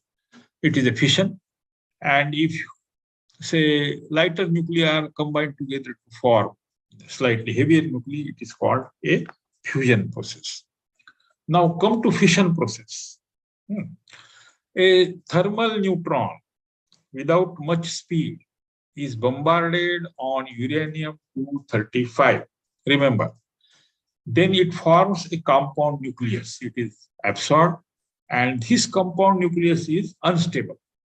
So within a short time, this unstable nucleus is broken into two nuclei. Okay, and 3 neutrons are free. This 3 neutrons speed is very high. So you have to control, plus energy is given out. These 3 neutrons, okay, are again reduced in the speed by some cadmium rods or cadmium sheets. Again, each neutron carry out the same process, repetition. Again, there will be 3. So in this way, the chain reaction continues. And this reaction, every time energy is produced.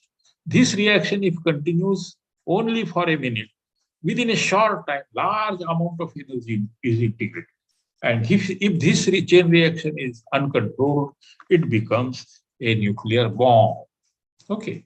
So nucleus splits up, 3 neutrons are there. If you again reduce their speed with the help of moderator, okay, then they can carry out fission again, and this procedure continues.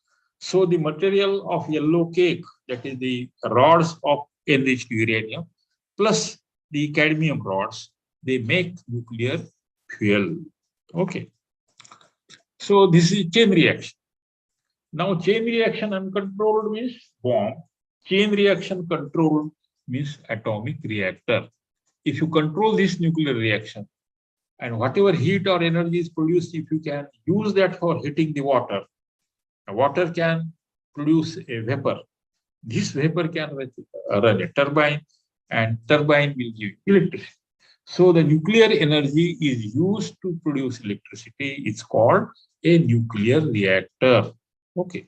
This process is very costly, but there is no any other alternative. If your coal is finished, if your oil is finished, this technology is known to you. But unfortunately, there are many NGOs, they always give examples of the Chernobyl, and they say that no nuclear plant and energy will be this. We don't want nuclear energy.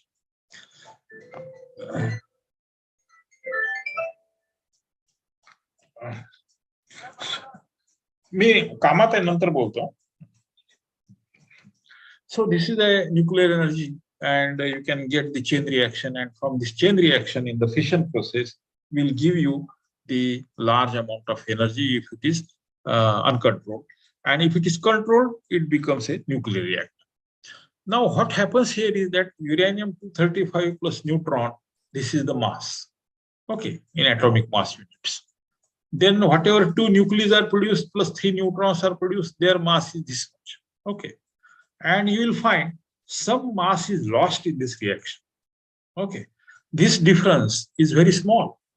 But if you use Einstein's equation that E is equal to mc square, this is very high. So mass is converted into energy in a nuclear fission. That neutron plus uranium-235, this is the mass. 2 nuclei plus 3 neutrons produced plus energy, plus the energy which is produced, is because of this last mass. This mass is less than this. So some mass is lost, and therefore you will get a large amount of energy. And you know, when the nuclear energy was realized by the people, it was in the Second World War. 2 bombs were dropped on 6th and 9th August in 1945. One was called Little Boy, another was called Fat Man, and many people died. Japan surrendered, and Second World War came to an end. Okay, so where are these Nagasaki and Hiroshima?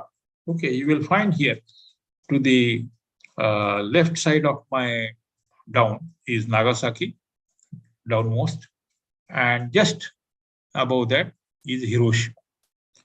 The plan was to bomb on Osaka, which is the industrial city.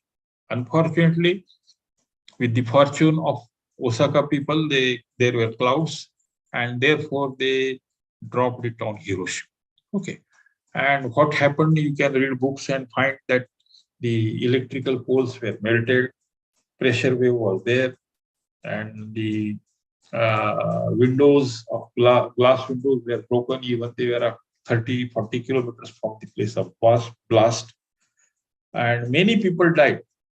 Okay, and a great massacre was there, and even Japan government has not rebuilt that structure on which the bomb was dropped.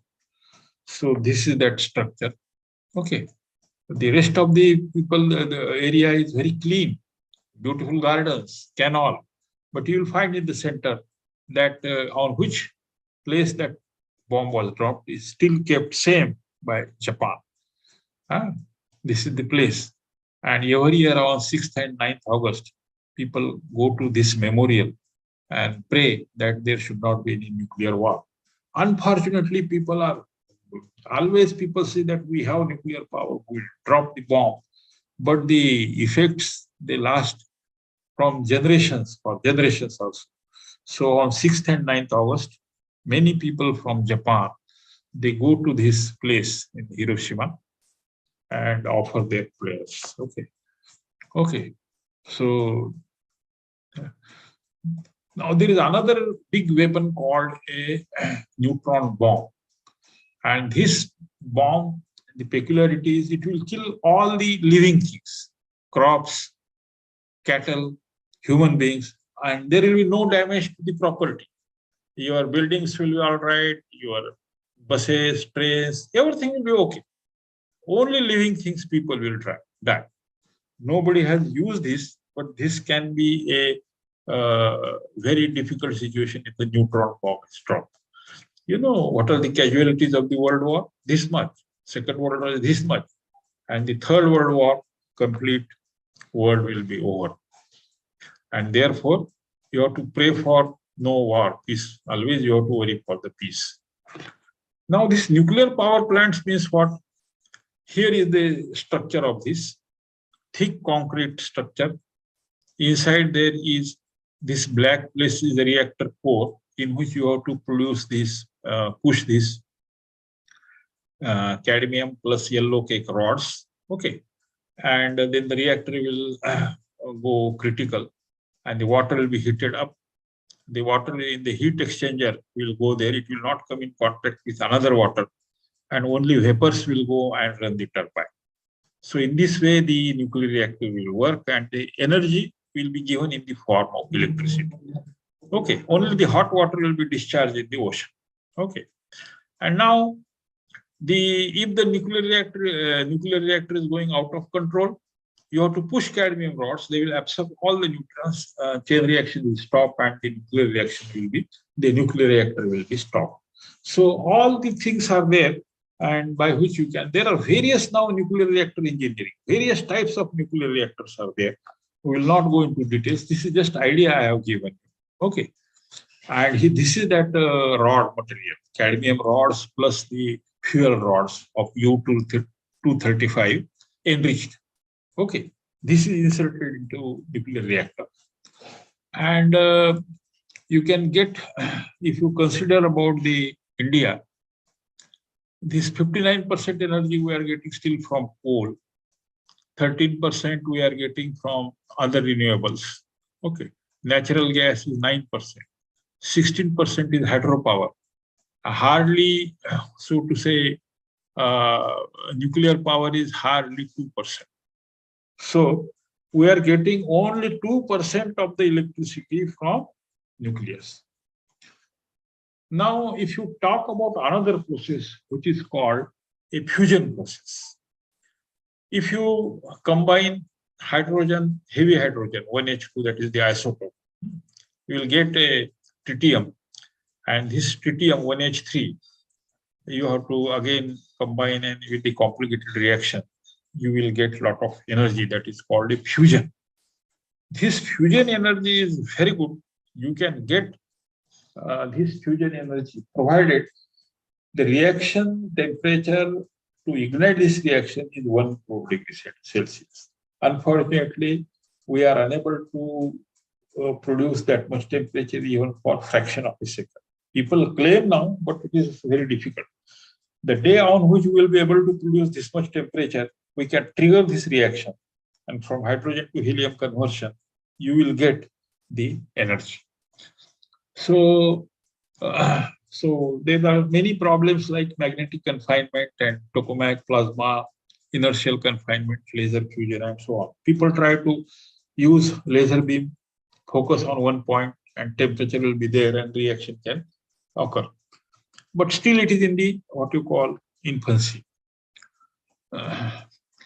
So this is a fusion reaction, and you know, our sun and many other stars, they shine from so many millions of billions of years that they have hydrogen in them.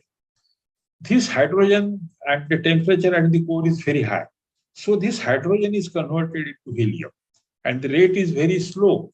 Therefore, they are shining and giving you the heat and light.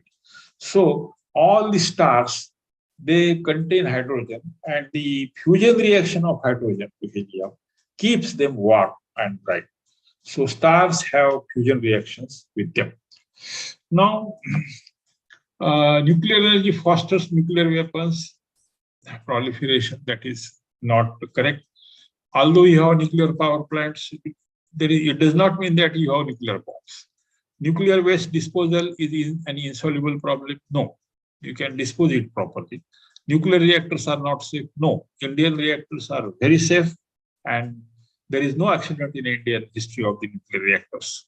Okay, and people have myths with them without knowing anything. The national NGOs, they oppose. Okay, but there is no solution.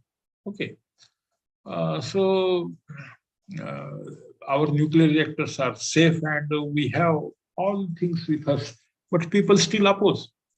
For example, Japan, okay, they have 56 reactors and they can get the power of the order of 30% of their electricity generation from the nuclear reactors. Recently, they have the accident at Fukushima. Do you remember? But a country who is opposing all the time for the nuclear weapons have 56 reactors. Okay, and India, such a big country, has only 15 reactors, and only 3% of the electricity generation is there. Still, people are not happy. Some people wanted to stop this nuclear reactor, but then how to generate electricity? And there are some other countries, for example, France, they have no petrol. Okay, so they have to import the crude or they have to depend on the nuclear power. 80% of the electricity generated by the 59 reactors in France, remember. So in this way, USA has 104 reactors, 20% of power comes from that. Then there are some countries like Lithuania, 70% of the power comes from their nuclear reactors. So you have to see this. There are some of the nuclear reactors in India, Tarapur, Rawatbhata, Kalpakkam, Narora, Kakrapar, and Kaika. They are the big nuclear reactors from where you can get nuclear power.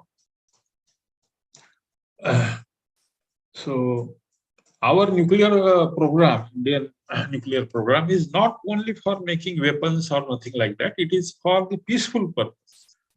For example, if there is a nuclear belt and if the material if you keep in that belt, it goes in the room. And then what happens? The nuclear radiation falls on that. The bacteria which gives sprouting of the potato is stopped. Potato shelf life increased. You can send it to the border, to your military. The spices, they can put their aroma intact by if they pass through the alpha, beta, gamma radiations on a nuclear bed, then these onions, they are not sprouted. The fish also will be last longer. So many such things in the food technology will be used for these isotopes. Some of the isotopes are used for cancer drugs. If you put it in your body, these radiations will kill the cancer cells. Then there is a gamma garden in the 𝗘𝗱𝗂 Atomic Research Center. They produce a lot of new varieties of the seeds, seedless mango, seedless fruits. Okay. Then a lot of new things are coming up. And if you see, visit BRC, it is highly protected and very difficult to make an entry in the 𝗘𝗱𝗂 Atomic Research Center. And if you use nuclear energy, fuel will be available for multiple centuries. It is safely record a superior among major energy resources. It does not emit greenhouse gases. It is virtually pollutant free.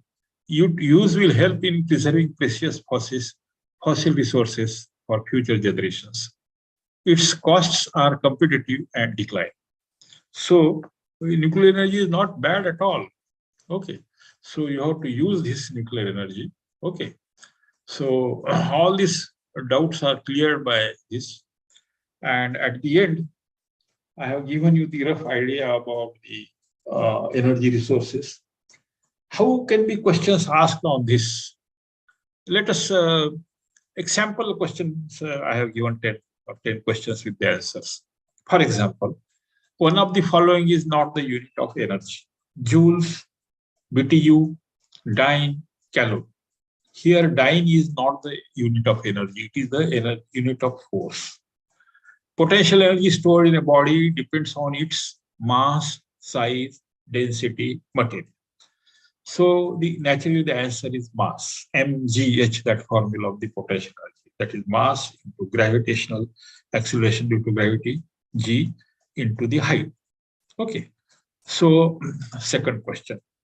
Third, electricity generation in a world is mainly from coal. Okay. I have shown you the diagrams in the lecture. Then maximum proven coal reserves are found in India, Russia, USA, China. Correct answer is USA. One of the following is not a non-conventional energy resource. Solar power, it is renewable. Wind power, renewable. Natural gas is not renewable, and tidal power is also renewable. So natural gas, okay, is not a non-conventional energy resource. Now, biogas mainly contains which type of gas? Hydrogen, methane, propane, octane. It contains methane, CH4, marsh gas. So B is the correct alternative. Now, major oil consumption in the world is from where the petrol is maximum used or the crude oil is used by which country? It is America, USA, China, Japan, India. So USA is the correct alternative. Now, chain reaction takes place in which process? Fusion process, fission process, enrichment process, none of this. You know fission process, because the slow neutron, if it is incident on uranium-235, it produces 3 neutrons plus 2 nuclei, daughter nuclei they are called. Again, these 3 neutrons, if you check their speed, will carry on further fission, and therefore a chain reaction takes place. So it is a fission process. Ninth question, energy production in stars is due to the fusion. That is, the hydrogen is converted into helium. The answer is C, correct. Last question, one of the power plant in the following is nuclear. Okay, all these plants are in Gujarat to produce electricity. Sikka, if you travel from Jamnagar to Dwarka side. Okay, then Kakrapa, okay, Wanakbori and Dhuara. So the correct answer is Kakrapa. Okay, it is a nuclear power plant. So these are some of the sample questions which I have put in today. And I hope I have given you the running commentary of all energy resources, including oil, coal, natural gas, hydropower, and then I have given you some of the other resources, that is, which are non-conventional. wind power, solar power, okay, ocean thermal energy conversion. Then the another is that what to call geothermal energy and so on. So rough idea about the non-conventional energy resources are given, and some information, brief information of nuclear energy. So I think this contains, this gives you, I have justified your unit 9 from the bottom, third one. And there is no limit for the other units also. Okay, disaster management, and I could have delivered on that. But whatever possible within this 1.5 hours, I have given. So I hope you have got a lot of information on the all non-conventional energy resources. And I thank you all for giving the attention. A lot of people, maybe more than 60+ candidates have registered. I thank you all. And then I thank all the office bearers, and especially to the convener, co-convener Ghanshyam Jadhav, and Samit, Meet, and Mashru, and Maulik for their efforts to make this program successful. Thank you very much. Thank you very much. Thank you, Subhash Behre sir, for really wonderful talk. So, for all the participants, I have shared the feedback from attendance form link in the WhatsApp group. Yeah. So one should fill the feedback form. It is also for the attendance purpose. So link is open till the 5 p.m. Once again, I thank Professor Subhash Behre sir. Okay. Thank you, Ghanshyam. Shall I leave the Zoom? Yeah, yes, sir. Thank you. Thank you very much. Okay. Okay. Okay. Okay. Okay.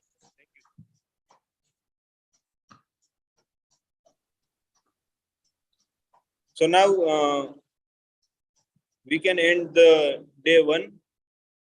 Again, the next Saturday we will continue, and the detailed program we will share in the WhatsApp group. Okay, bye. Thank you.